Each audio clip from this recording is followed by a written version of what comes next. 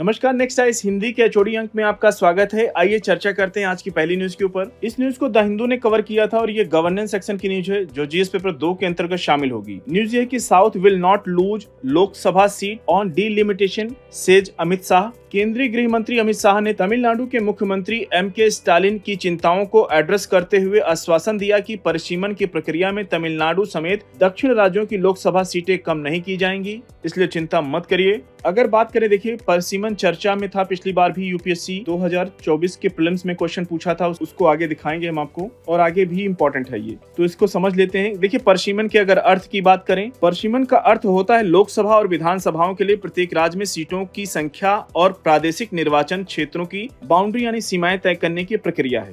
यह परिसीमन प्रक्रिया संसद के एक अधिनियम के अंतर्गत गठित परिसीमन आयोग द्वारा की जाती है। तो संविधान के अनुच्छेद 82 जो लोकसभा की सीटों के लिए और अनुच्छेद 82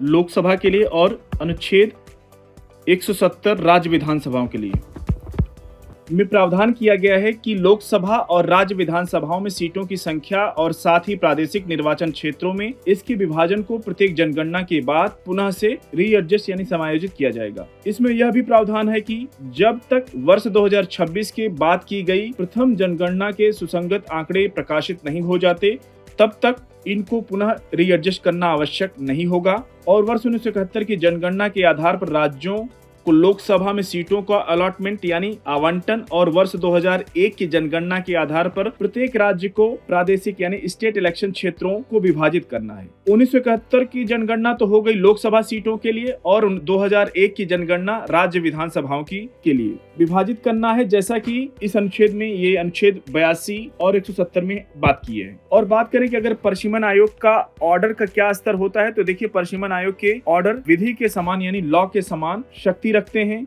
और तथा किसी भी कोर्ट के समक्ष इन्हें प्रश्नांकित नहीं किया जा सकता है, इनसे सवाल नहीं किया जा सकता है। परिसीमन आयोग के पास बहुत शक्ति होती है। अगर ये कहें कि जुडिशियल पावर होती है तो इसमें कोई गलती नहीं होगी, कोई अतिशयोक्ति नहीं होगी। और ये आदेश भारत के राष्ट्रपति द्वारा इस संबंध में निर्दिष्ट किए जाने वाली तिथि को लागू होते हैं। प्रत्येक आदेशों की प्रतियां लोकसभा तथा संबंधित राज्य विधानसभा के समक्ष रखी जाती हैं, किंतु उनमें कोई संशोधन करने की अनुमति नहीं होती है। ठीक है, अब आइए दिखाते हैं क्वेश्चन 2024 में क्या क्वेश्चन पूछा था।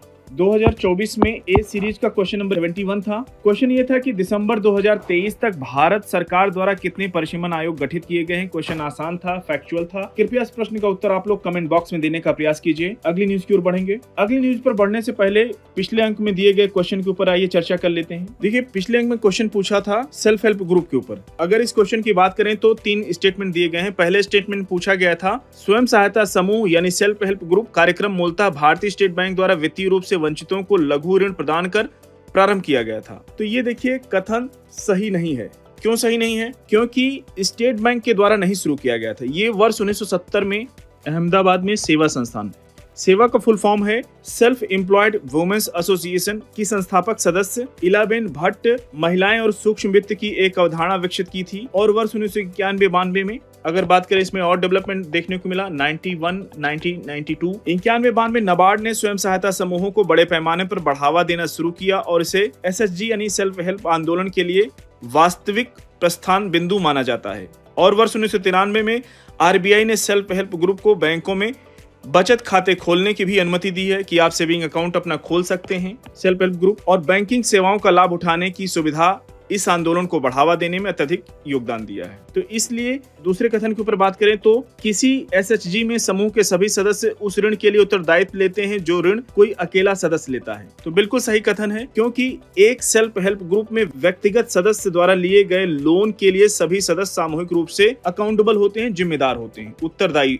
होते हैं कुल मिला के अगर बात करें, इसलिए दूसरा कथन सही है। और तीसरे कथन की बात करें तो क्षेत्रीय ग्रामीण बैंक और अनुसूचित वाणिज्यिक बैंक सेल्फ हेल्प ग्रुप को समर्थन देते हैं। बिल्कुल सही बात है, क्योंकि आरआरबी की बात करें रीजनल रूरल बैंक यानी क्षेत्रीय ग्रामीण बैंक और साथ ही शेड्यूल्ड कॉमर्शियल बैंक यानी अनुसूचित वाणिज्यिक बैंक, स्वयं सहायता बैंक जिसमें एसबीआई वगैरह आता है, स्वयं सहायता समूह बैंक लिंकेज कार्यक्रम जिसका नाम दिया इन्होंने कॉमर्शियल बैंक ने, स्वयं सहायता समूह बैंक लिंकेज कार्यक्रम SHG self help group bank linkage कार्यक्रम BLP का नाम दिया के अंतर्गत सेल्फ हेल्प ग्रुप का समर्थन करते हैं। तो तो इसलिए ये तीसरा कथन भी सही है। पहला कथन छोड़ दें तो दोनों कथन सही हैं, तो इसका सही उत्तर हो जाएगा ऑप्शन बी, केवल 2। और अगर इसके एडिशनल पॉइंट के ऊपर बात करें कि सेल्फ हेल्प ग्रुप की अवधारणा कहां से निकली, तो ये बांग्लादेश में मानी जाती है, जो माइक्रो फाइनेंस यानी सूक्ष्म वित्त के क्षेत्र में अग्रणी है। और बांग्लादेश के चटगांव यूनिवर्सिटी में उस टाइम इकोनॉमिक्स के प्रोफेसर रहे डॉक्टर महमूद यूनिस, जो इस समय बांग्लादेश की कार्यकारी सरकार के प्रधानमंत्री हैं और उनको इस क्षेत्र में नोबेल पुरस्कार भी मिल चुका है। एक क्रियात्मक अनुसंधान परियोजना ग्रामीण बैंकों के एजेंट थे,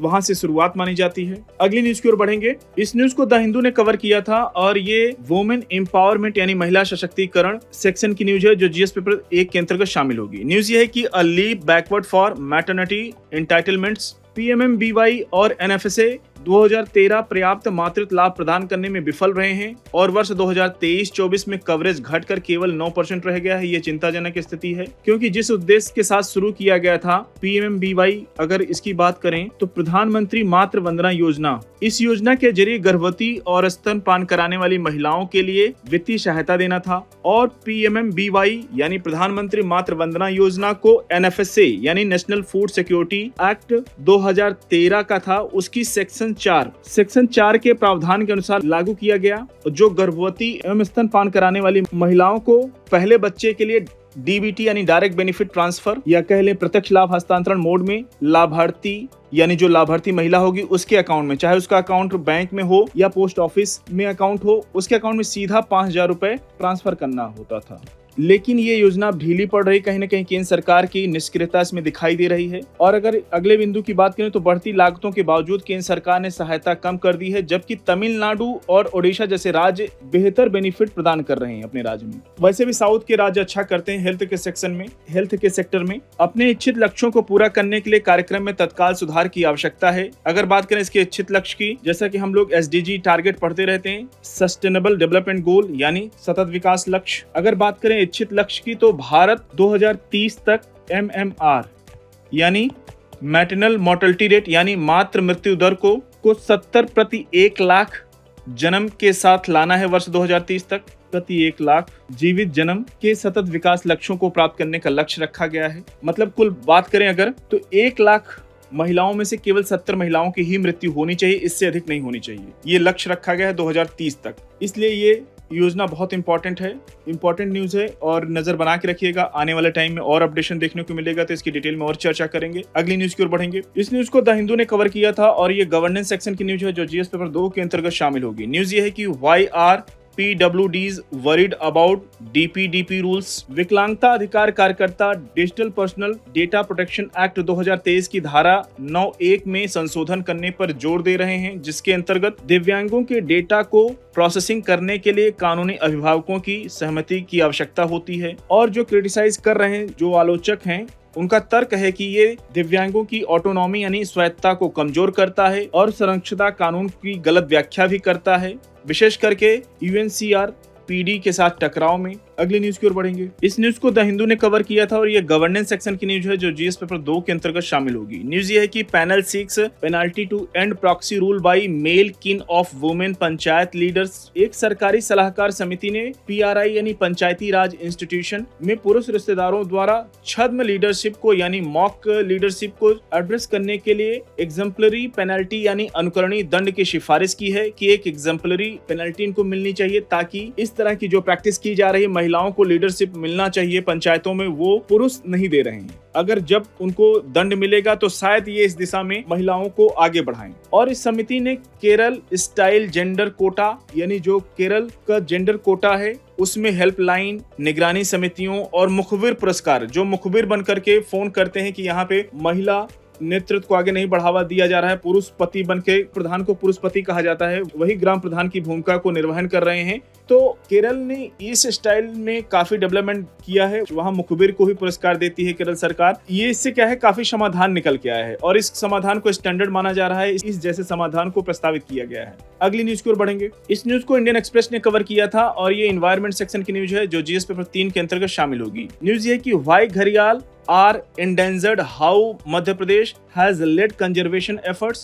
मध्य प्रदेश के मुख्यमंत्री मोहन यादव ने चंबल नदी में 10 घड़ियाल छोड़े हैं ताकि इनकी पॉपुलेशन यानी आबादी बढ़ाई जा सके। जैसा कि हम सब जानते हैं, घड़ियाल क्रिटिकली इंडेंजर्ड यानी गंभीर रूप से लुप्त प्राय की श्रेणी में आते हैं और ये मछली खाने वाले रेप्टाइल्स यानी सरीसृप हुए जो अत्यधिक शिकार और हैबिटेट यानी आवास की कमी और प्रदूषण जैसे खतरों का सामना कर रहे हैं, जिनके कारण से इनकी संख्या कम हो रही है। और बात करें कि कंजर्वेशन एफर्ट्स क्या हुए हैं, संरक्षण प्रयासों की बात करें तो इसमें कैप्टिव ब्रीडिंग यानी बंदी प्रजनन और आवास संरक्षण शामिल है, ने उनकी संख्या को रिवाइव करने में सहायता भी की है काफी।